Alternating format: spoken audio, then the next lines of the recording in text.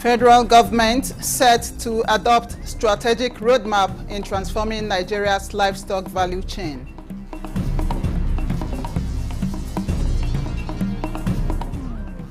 NNPC Limited assures labor unions that Port Harcourt refinery is producing at 70% capacity. Plus, FRSC to prosecute passenger for assaulting officer.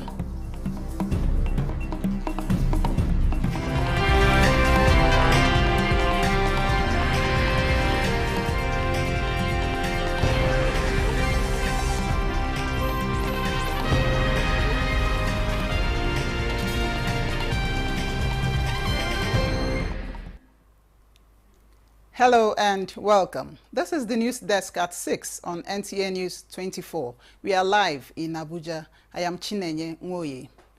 Nigerians continues to make remarkable strides anywhere in the world, and the federal government remains resolute in addressing migration challenges while protecting the rights of migrants. Ruth Agoele reports that the Vice President of Nigeria, Kashim Shettima, stated this during the 2024 National Migration Dialogue with the theme Beyond Borders, Celebrating Migrants' Legacy Protecting Their Rights, which recognizes the resilience of migrants. Migration is a complex and multifaceted phenomenon, and Nigeria is a country of origin, destination, and transit. In ensuring the protection of the rights of migrants, the 2024 National Migration Dialogue, organized by the National Commission for Refugees, Migrants and Internally Displaced Persons, offers a platform for stakeholders to advocate and enhance migration governance in Nigeria, analyze key challenges of irregular migration, promote policies and practices that safeguard the rights and well-being of migrants. Vice President Kashim Shettima, while addressing stakeholders, acknowledges the contributions of migrants to economic growth and regional integration. Migration is not just a crossover from one geography to another. It is a critical driver of global and national development. In 2022 alone, Nigerians in diaspora accounted for $21.9 billion in remittances, representing 64% of all remittances in West Africa.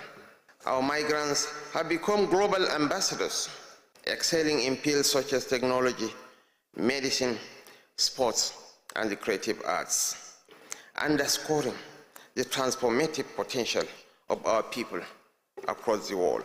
I urge us all to focus on practical solutions that celebrate the legacies of migrants while advancing their rights. It is a clear call to action, urging us not only to protect migrants' rights, but also to celebrate their invaluable contribution to both origin and host countries.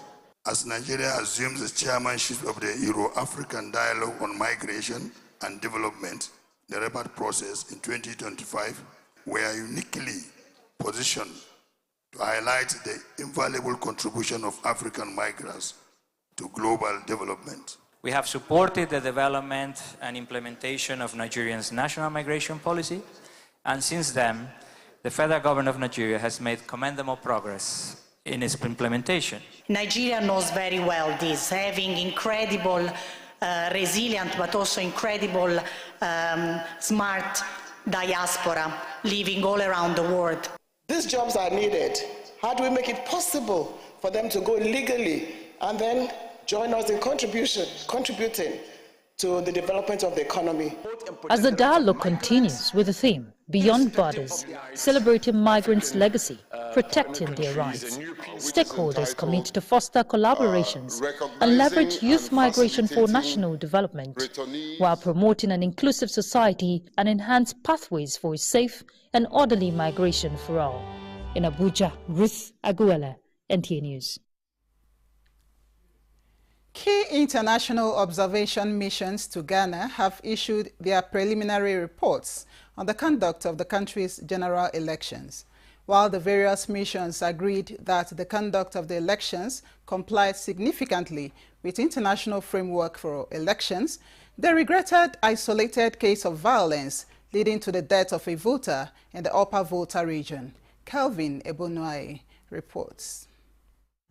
Early opening of polls, smooth operation of biometric verification devices, access to voting centers by physically challenged persons, professional conduct of security personnel, non-interference of government officials in the business of the Electoral Commission, among others, were issues the observation missions were pleased about.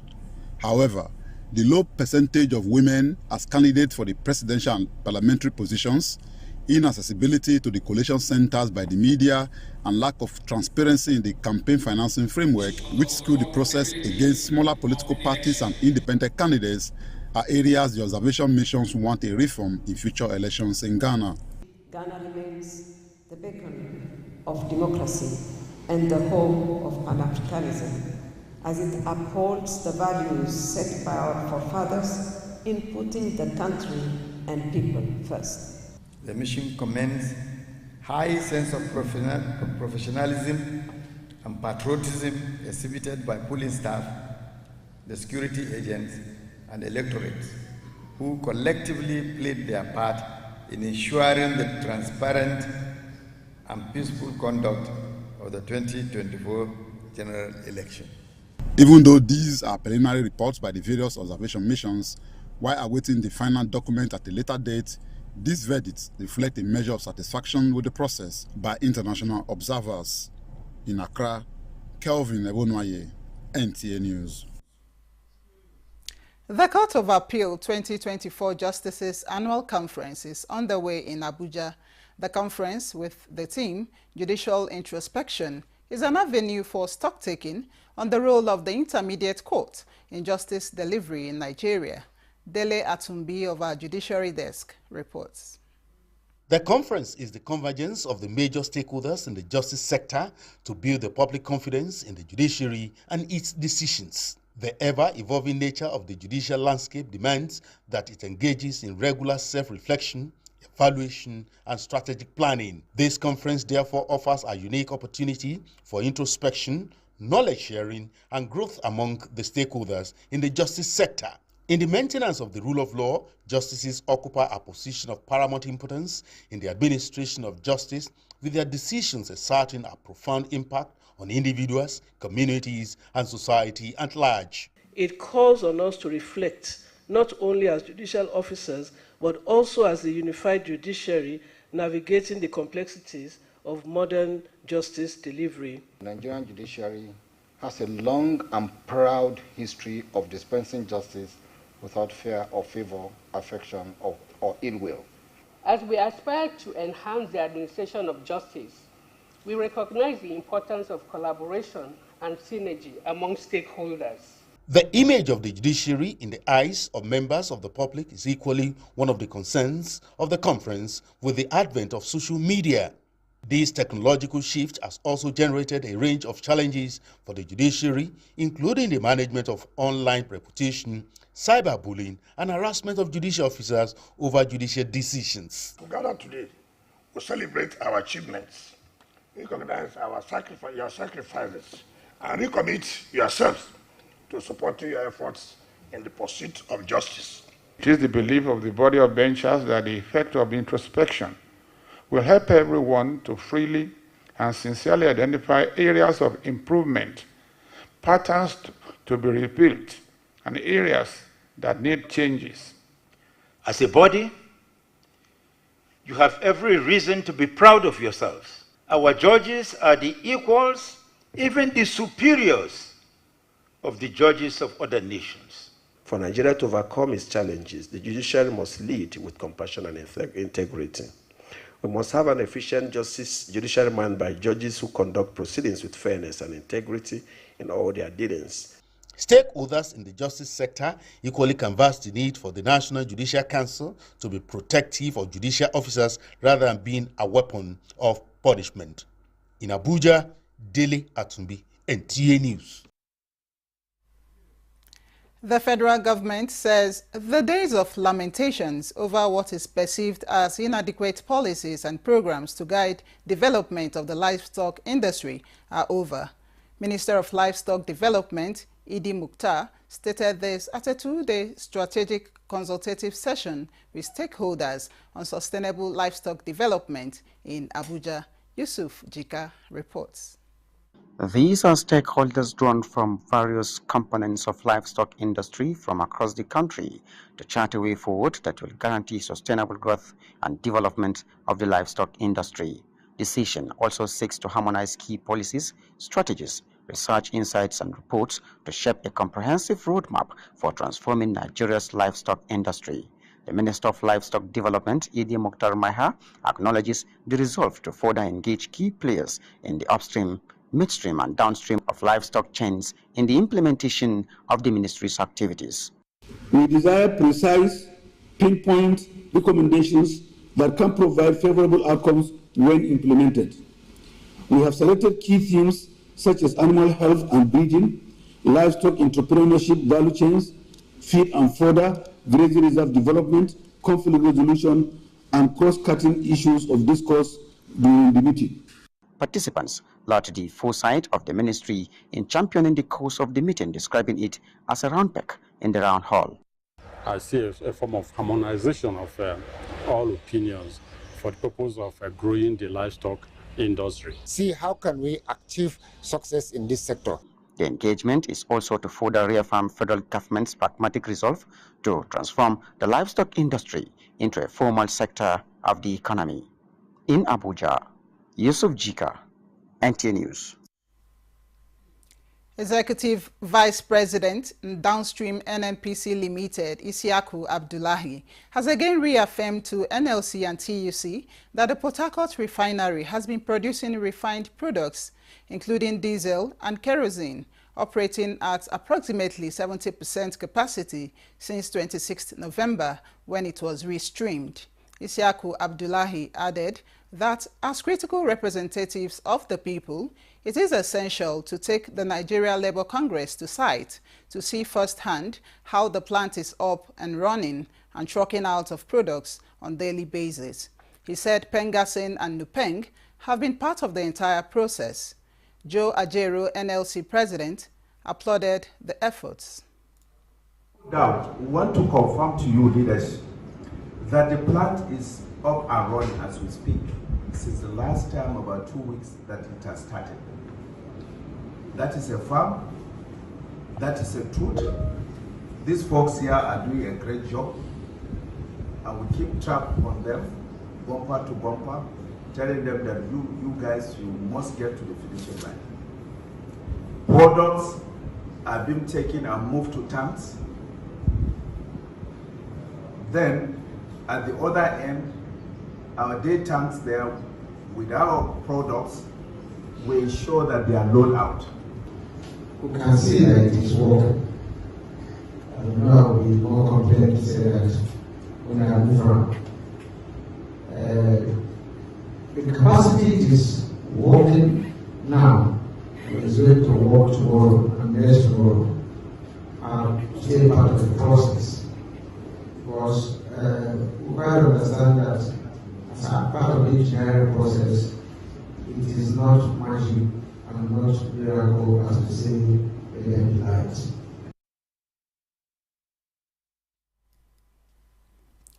The Corps Marshal, Federal Road Safety Corps, Shehu Mohammed, has ordered an in-depth investigation into the latest assault and immediate prosecution of a motorist who repeatedly assaulted FRSC personnel, while commending the unit commander, chief route commander, and the entire staff of the command for exhibiting high level of professionalism and civility amidst the provocative actions of the motorists.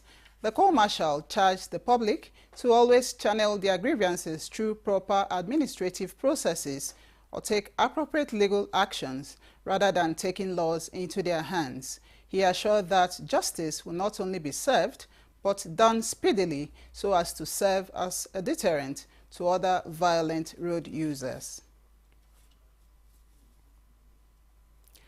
Here is the news desk at 6 on NTA News 24. We'll take a break here. More news when we return this day. The Honorable Minister of Information and National Orientation, Alhaji Mohammed Idris, FNIPR, cordially invites Commissioners of Information and Orientation and Strategy, Permanent Secretaries, stakeholders in the information sector, public communication managers, marketing communicators, and the general public to the 48th edition of the National Council on Information and National Orientation, holding in Kaduna City, Kaduna State. The National Council is the highest policy decision body in the sector and is expected to deliberate on the theme, Enhancing Public Information Management for Inclusive Governance. With the Renewed Hope agenda in focus and make critical decisions, the council meeting is scheduled as follows. Dates: 11th December 2024, arrival. 12th December 2024, technical sessions. 13th December 2024, council meetings. Venue: Hotel 17, number 6 Tafawa Balewa Way, Lafia Road, Kaduna City, Kaduna State. Time: 9 a.m. daily. Mrs. Comfort Ajiboye, Director, Overseeing Office of the Permanent Secretary. Announcer.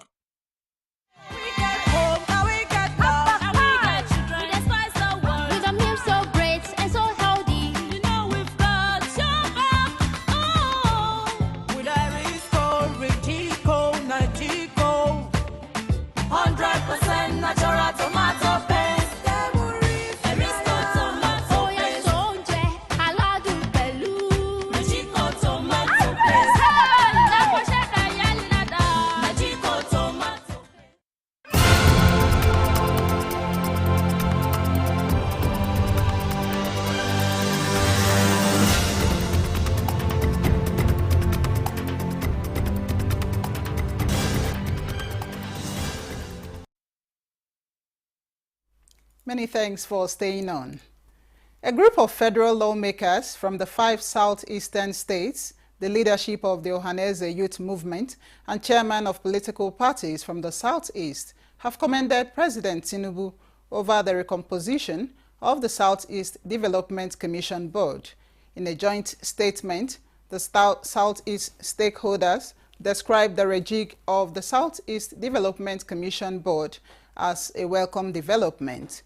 They expressed appreciation to the Deputy Speaker of the House of Representatives, Benjamin Kalu, and other lawmakers who sponsored the bill and worked tirelessly to ensure the bill was signed into law.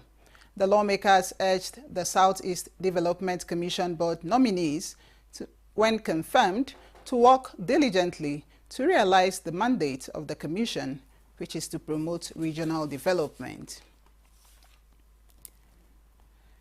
The Federal Capital Territory Internal Revenue Service, FCT-IRS, has created a dedicated unit for taxation of high net worth individuals, HNIS, and the FCT.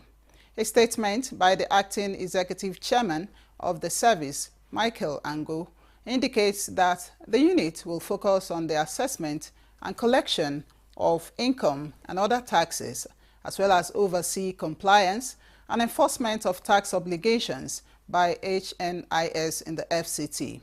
The unit will also be responsible for interface with agencies of government and other organizations within and outside the FCT regarding the taxation of HNIS in the FCT. Michael Ango explained that HNIS are for any individual, whether in paid employment, self-employed, carrying on business, or having passive annual income of 25,000 naira and above in any financial year. The Kogi State Governor Ahmed Usman Ododo has handed over the site for construction of the Lokoja ultra-modern market at the crusher axis of the state capital to the construction firm SABC Limited. Handing over the site, the Commissioner for Housing and Urban Development, Taiye Abanika, accompanied by the Commissioner of Works, Mohammed Yusuf, said the new market is in line with the determination of the governor to urbanize the state and make it more friendly to investment. He said the project, which will be executed on 25 hectares of land, is expected to be completed in 36 months, with modern facilities to drive development in the state.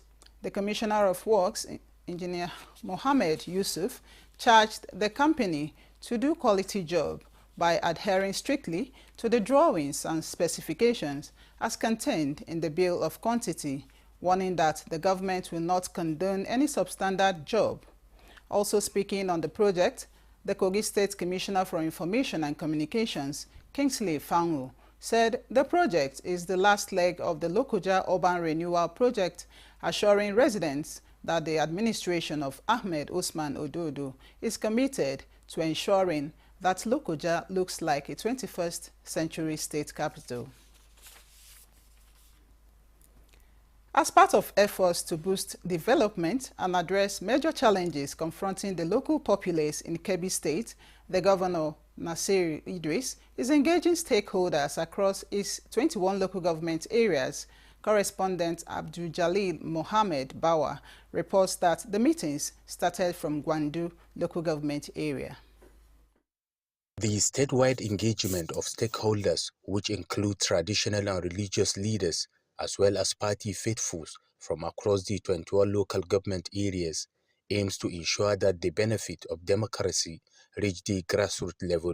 Governor Idris, alongside Minister of Budget and Economic Planning Abubakar Bagudu, reaffirmed Kebbi State and federal government's commitment to executing meaningful projects across the state. They also acknowledge that we have done the needful, and we told them by God's grace we will continue to do projects that are having direct bearing to our people. We are very, very proud of the achievements in the last 1.5 years of the APC administration, both in Kebbi and at the national level. Some stakeholders praised the state and federal government's effort in addressing insecurity in their areas.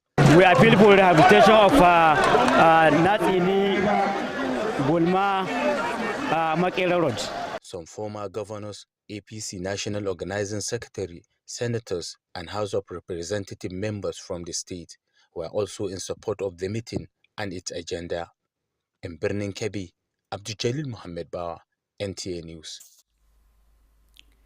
The Attorney General of the Federation and Minister of Justice Lateef Fagbemi, SAN, says in the fight against corruption, government must tackle the root cause of youths engaging in internet fraud and other related crimes and rally them into the anti-corruption movement. This, he says, will promote national value reorientation with emphasis on integrity and accountability.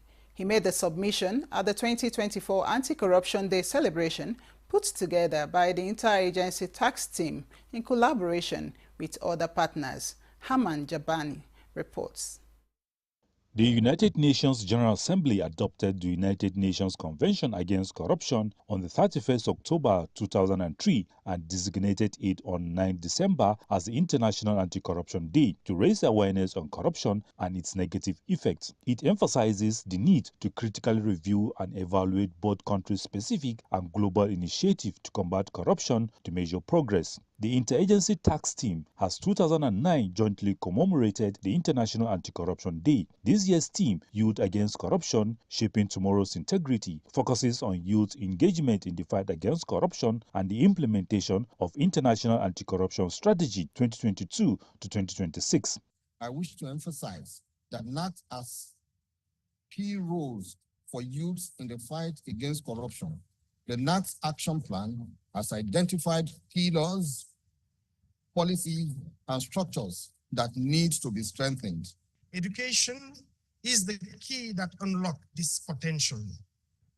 It instills values of transparency, accountability, and integrity from an early age. Strips us of societal benefits, hinders government's ability to provide service, and invariably our capacity to attain the Sustainable Development Goals. Experts say the need for a collaborative and coordinated approach to fight against corruption seek to develop and implement mechanisms aimed at improving governance of public institutions at the federal, state, and local government levels in combating corruption-related factors inhibiting government's capacity to deliver quality service to Nigerians must be strengthened, while the youth need to hold government accountable. Transparency is the vision, is the foundation of 90's work. And we are committed to delivering accurate data, timely information that could help you engage in this process constructively. The seminar creates an avenue for in-depth discussion on the findings of the stock-taking report and relevant roles of stakeholders, as well as the key role of youth in the fight against corruption, especially in the implementation of the strategy. Hamman Jabani, NTA News. And that concludes the news desk at 6 on NTA News 24. Many thanks for watching. I am Chinenye Ngoye.